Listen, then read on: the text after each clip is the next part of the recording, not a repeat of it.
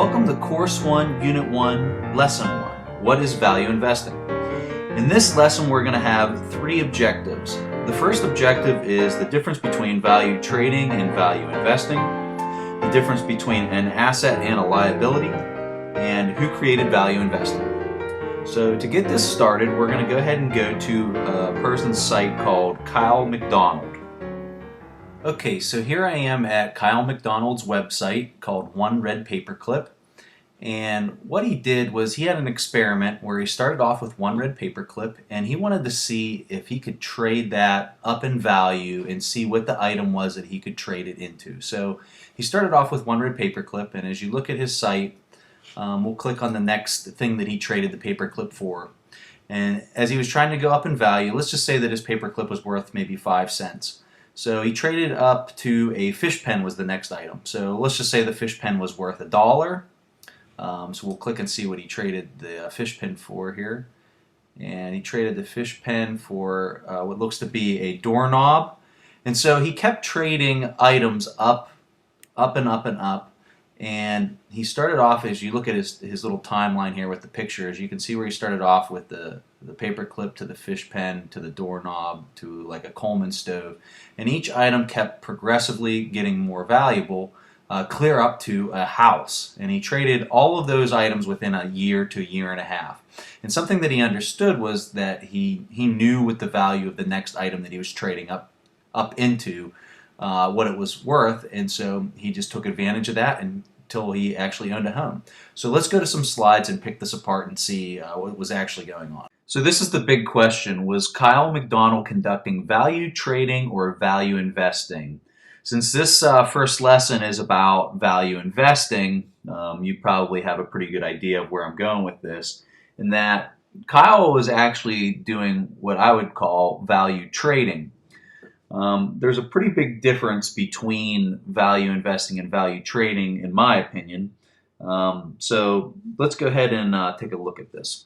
So, okay, when he made that trade with the other person for that fish pen, when that trade happened, that fish pen, as he held that and he was waiting to trade that for the doorknob, let's say that that was over a 10-day period.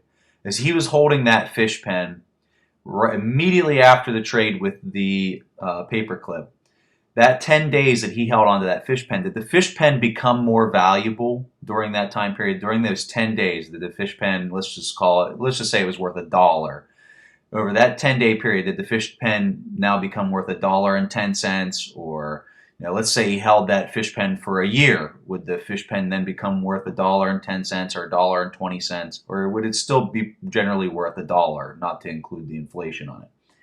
And to answer that, you'd obviously have to say that the fish pen did not grow in value while he held it. It just pretty much stayed exactly the same. It didn't grow in value at all. So that's why I would say that this is value trading opposed to value investing. So as we look at that difference of that growth while you're holding the item or the asset, you're going to find that an asset, if you'd hold an asset throughout that trading period, it would not only hold its value, but it'd also grow in value and put more money in your pocket. So in order to understand value investing, we have to step in here and figure out what is an asset, okay? Because the fish pen, that's not an asset. That's just an item that's going to continue to hold its value. So as we look at these four items on the screen, you can see in the top left there's a house, okay? Would you say that that's an asset or not? Now, a lot of people will argue that a house is an asset. I would not argue that. I would say that it is not an asset. It simply maintains its value. As you look at the next spot over there, this is an apartment building. Now, this is something that we can consider an asset, because after you buy this is going to continue to put more and more money into your pocket. Okay, I put the microwave in here as a representation of a patent. Let's say you had a patent on a part inside of the microwave.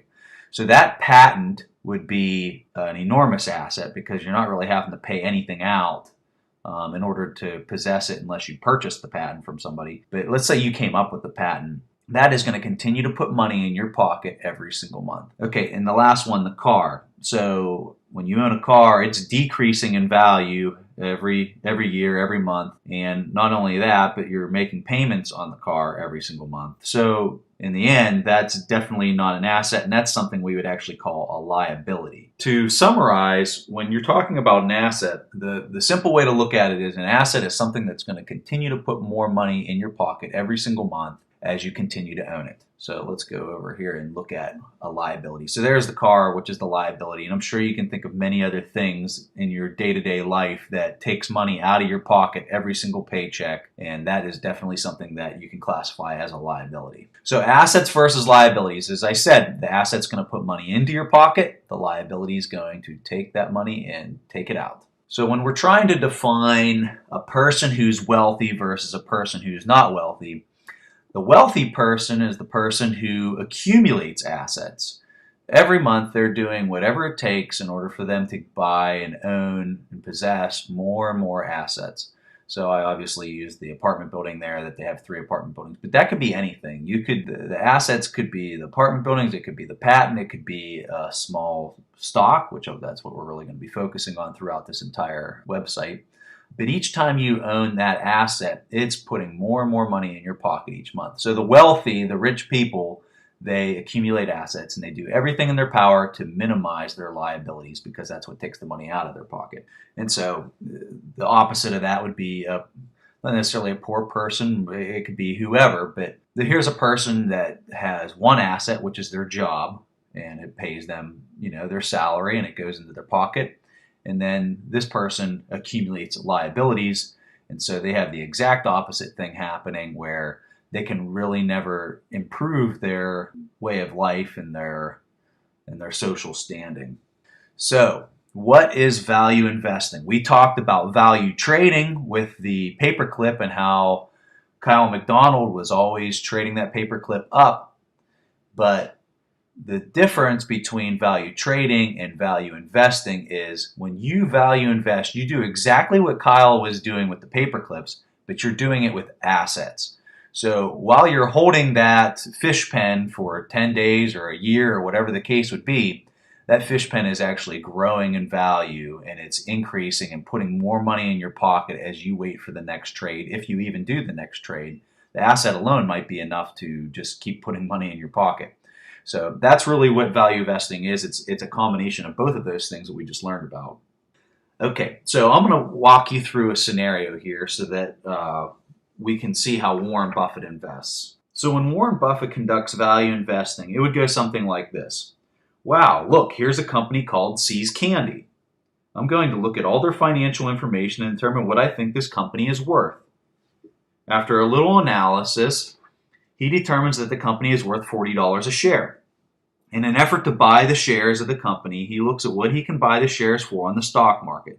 So he goes on his computer and downsizes his game of bridge, then looks at the market price or trading price of that company.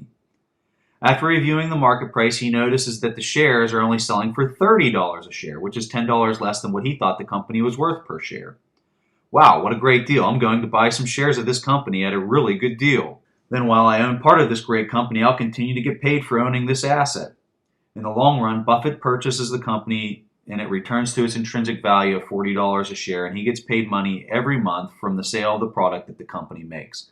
So that's really what he's doing in a nutshell, is he goes in, he could care less what that company is trading for on the market. He just doesn't care. He doesn't even look at that. He goes right to the financial data. He looks at the company and he figures out what he thinks the company's worth. Okay, he thinks it's worth $40 a share. And then he goes and looks at what the company's actually trading for per share. So he'd go on and he'd look and be like, oh, it's trading for 30. I thought it was worth 40. I think it's a good business, so I'm going to buy it. And he does, and then he holds it. And then that asset continues to pay him month in and month out. All right, although Warren Buffett is a really smart guy, he actually learned the fundamentals of value investing from his Columbia professor, Benjamin Graham. Graham is often known as the godfather of value investing, and he's written 2 very famous books. Those books are Security Analysis and The Intelligent Investor. Both of these books are what Warren Buffett mostly attributes his investing knowledge from. The problem with both of these books are they're not entry-level investing books, so they're hard to understand, and if you're a beginner, it's not going to be easy. So that's where we come into the picture. The purpose of this site, buffettsbooks.com, is to teach you how to invest like Warren Buffett. But what we're really doing is taking the complex ideas and lessons from Benjamin Graham's books and teaching them to you in an easy to understand and interactive format. In the end, you'll learn the elements of value investing so you can invest just like Buffett and Benjamin Graham. Okay, so in this lesson we covered 3 course objectives, and they were the difference between value trading and value investing, which we learned we want to be doing the value investing. What the difference is between an asset and a liability, and we know we want to accumulate as many assets as possible. And the third was who created and uses value investing, and that was obviously Benjamin Graham and Warren Buffett. The key terms that we learned in this lesson were value investing, assets, liabilities, and intrinsic value. As a note from the first lesson, I want to highlight that at the bottom of each lesson page is the location where all the key vocabulary is kept.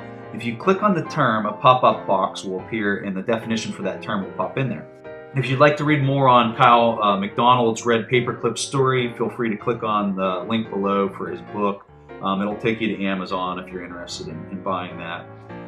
Okay, so thanks for watching, and I'll see you in the next lesson.